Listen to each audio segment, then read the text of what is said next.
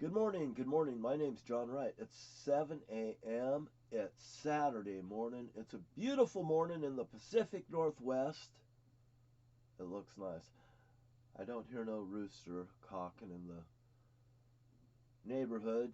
Apparently, nobody has a rooster going cock-a-doodle-doo. You know, I often think of the story of the Lord. I was just inspired of it just now when I said that. I never know what I'm going to say when I go off and I start saying things. So, here, let's talk a minute for about the story of the Lord here for a second. When the Lord got denied, he said to Peter, he says, surely you will deny me 3 times before the rooster crows in the morning. I used to sit at the farm. I used to wake up with the rooster. Cock-a-doodle-doo.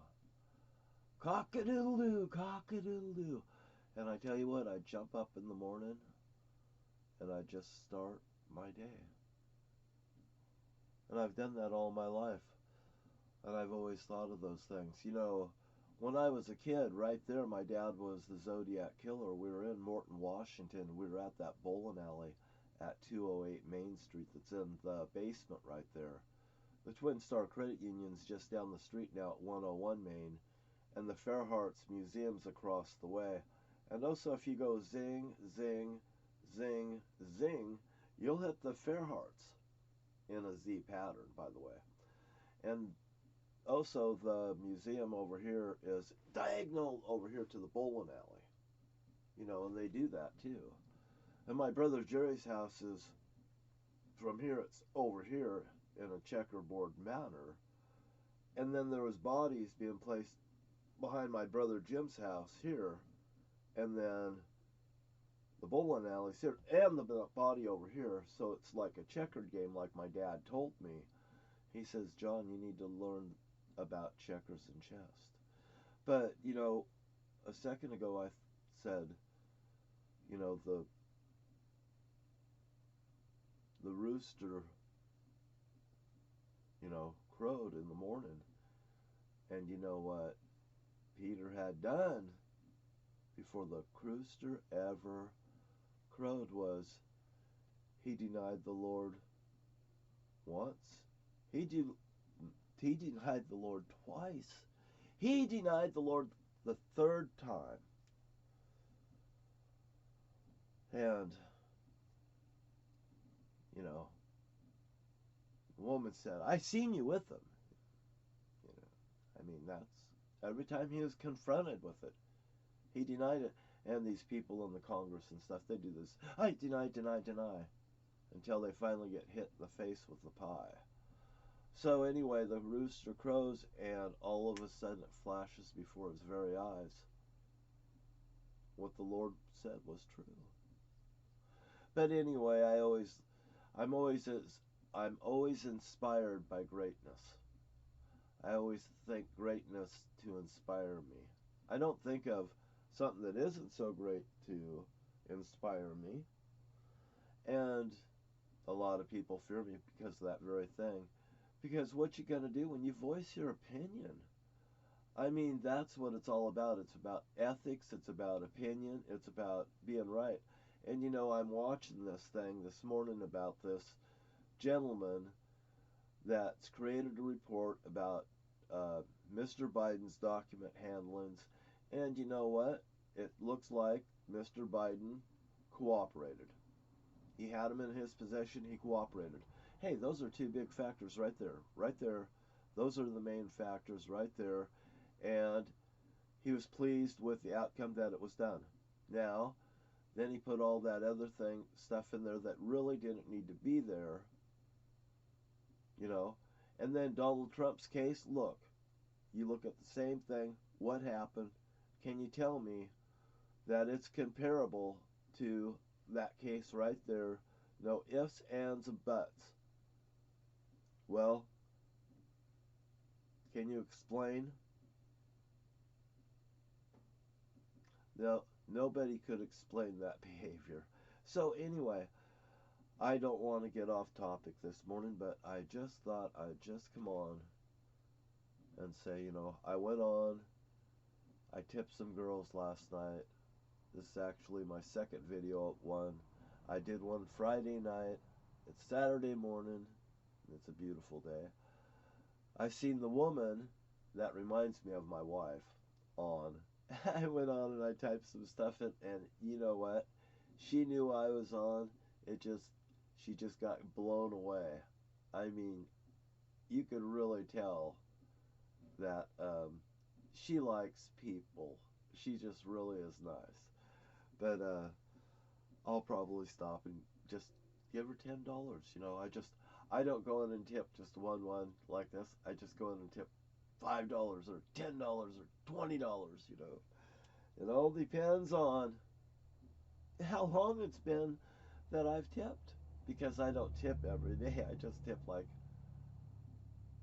they've been pretty good performer for the last 2 weeks. I think I'd like to keep them on the air, so I tip them a $20 bill, and I tell everybody else, hey, be good or just tip her $20. All of a sudden, people goes 100. You know, they just 10 and 100 tokens is $10.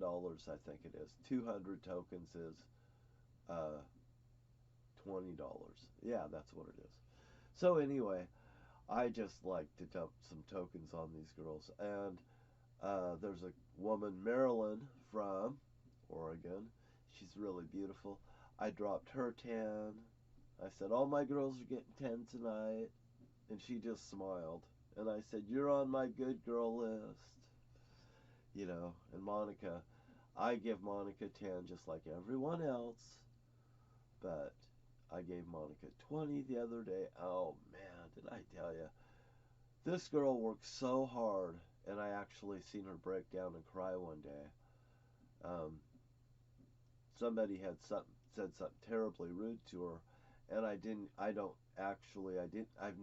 even conversate with her at the time. I just watched her show, you know, as just a person, you know, and I witnessed something happen, and there was this couple people in there that, you know, went to her aid, and, you know, the girl broke down and she was crying, and she was saying, you know, she worked so hard on her show and stuff. And by the way, I believe that she does work so hard on her show. She, you know, she claims she works 16 hours a day on her show. You know, about 8 hours of sleep, 2 hours of you know, eating or whatever, and then fitness training, whatever, and do her thing, because you have to take care of yourself to perform anyway. And it's all about performance. 90% of the game where I come from is all preparation, you see. Because when people see what I do, I usually prepare everything behind someone's back, and then I just pull down the veil and let you see it. And I might send you to jail, you know. And my family members goes, oh, John, oh, yeah, Mr. Fitness. You know, I mean, out of all of them, I would have been Mr. Fitness out of all of them, you know. At least I work out. They don't, you know. But lying can make you sick, and that's what they've done with their lives. They've lied themselves sick. You know, my message would be for America is, you can lie yourself sick. I could tell you, the news media, you can lie America sick. And I've been saying it to people all these years. You know, they can say bad, terrible things and crash the economy on the news. The news can do either or the news could just goddamn say what the news is and leave it at that, and leave their personal goddamn politics out of it.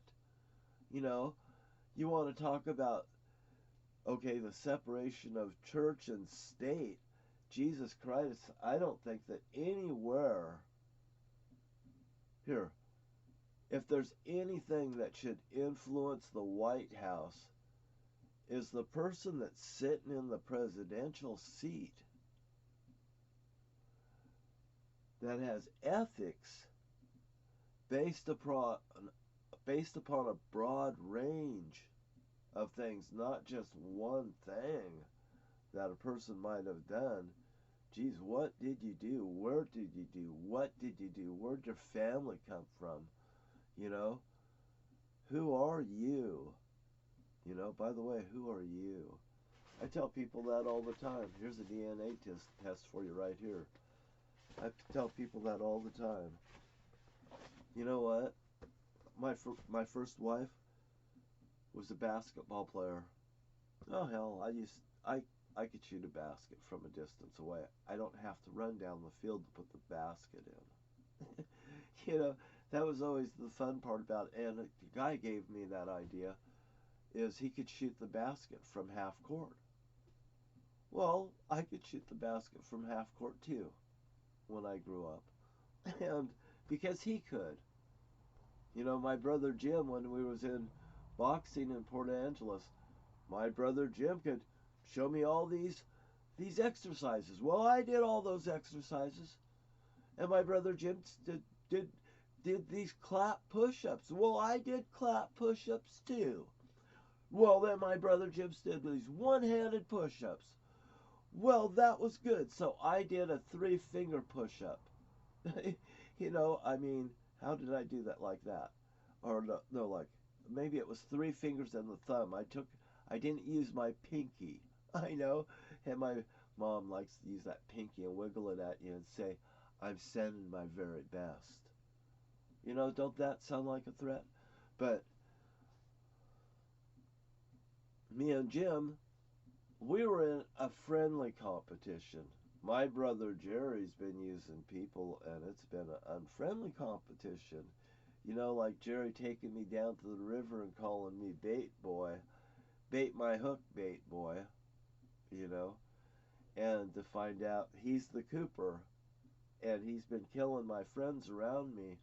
My friends are getting killed because they think that maybe they're coming and telling me information about my family, and they're worried I'm going to go to the cops. Well, when I caught wind of it, I guess I did go to the cops, and then I found out the cops was dirty, and my brother Jerry was involved, and my mother was involved. And what was going on? I didn't know what was going on. Then everything that my dad was telling me and stuff started resonating to me. He was the Zodiac. He was D.B. Cooper, and the bowling alley in Morton, Washington is where the stolen money went. And now they call it Millhouse Smokehouse. And, you know, Walter Cronkite said he was a mastermind criminal. And that would have been my dad. Damn. I live in a motorhome. That was the bug that was on my blouses. Oh, I'm so sanitary. I eat out of a dirty frying pan. You know, old man Tucker went to whatever, ate some food out of a frying pan. Something. My family and listening to their goddamn nursery rhymes. How something could actually be. My little son, John. What did my mom used to sing? I'm thinking of the nursery rhymes that come to mind because my mom was writing the stuff to the Zodiac and giving my dad all these clues and stuff. And she was a crossword puzzle person. I mean, I know what I know. I perceive what I see. I'm responsible for what I see. I'm responsible for what I know. Hey, if you know something, say something. You know, if you see something, you say something.